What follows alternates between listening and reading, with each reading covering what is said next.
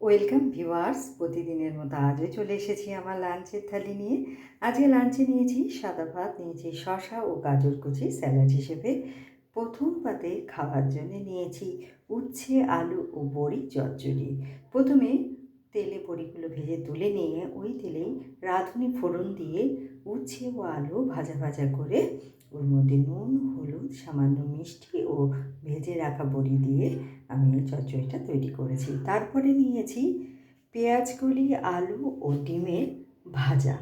প্রথমে ডিমগুলোকে ঝুরি করে ভেজে তুলে নিয়েছি। তারপর কড়াইয়ে শুকনো লঙ্কা ছোটো কুচি করে দিয়ে ওর মধ্যে আলু ও পেঁয়াজকলি, নুন, হলুদ, লঙ্কার গুঁড়ো, ভেজে রাখা ডিমের ঝুরি দিয়ে আমি এটা তৈরি করেছি। এর সাথে খাবার জন্য নিয়েছি মটরের ডাল, যেটা আমি পাঁচফোড়ন ও শুকনো লঙ্কা ফোড়ন দিয়ে লাউ দিয়ে রান্না করেছি। নিয়েছি রুই মাছের একটা পাতলা ঝোল, কালো জিরে ফোড়ন দিয়ে, আলু, টমেটো, আদা, জিরে, লঙ্কা বাটা দিয়ে, আর সব শেষে নিয়েছি বোঁদে রায়তা।